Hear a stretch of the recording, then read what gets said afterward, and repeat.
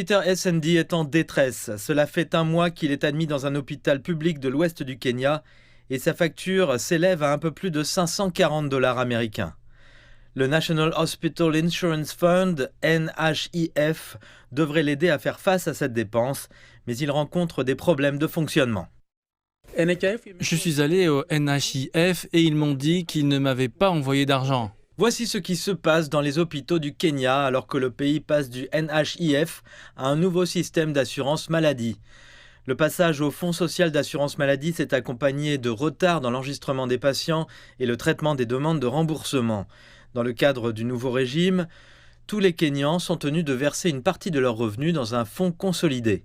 Le gouvernement kényan affirme que le nouveau régime permettra de rationaliser les services de santé, de fournir un accès universel et en fin de compte, de sauver des vies. C'est un projet qui est guidé par les Nations Unies dans le cadre de l'ODD 3 pour que les personnes dans le monde entier puissent au moins bénéficier d'une forme de soins de base avant d'aller à l'hôpital et de payer des factures trop lourdes.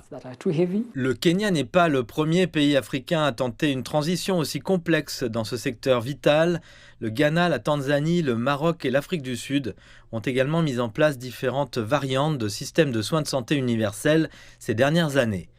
Au Kenya, des experts ont émis des doutes sur l'empressement du gouvernement et se demandent s'il n'y a pas une autre solution. Certaines personnes ont étudié ces systèmes et disent qu'en Afrique, dans la plupart des pays à revenus faibles ou intermédiaires, le financement des soins de santé ne peut pas se faire uniquement par le biais de l'impôt sur le travail. Ils suggèrent donc d'envisager un modèle hybride ou d'envisager l'utilisation d'autres formes de taxes pour collecter des fonds et les affecter spécifiquement à l'accès aux services de soins de santé. Le ministre kényan de la Santé a reconnu que le nouveau système posait des problèmes systémiques, alors qu'il est également confronté à des défis juridiques. Les autorités se disent toutefois déterminées à aller de l'avant et sont prêtes à attendre et à procéder aux ajustements nécessaires le cas échéant. Cependant, de nombreux patients, comme Peter, qui doivent faire face à des factures d'hôpital considérables en raison de la transition, disent qu'ils n'ont pas le luxe d'attendre.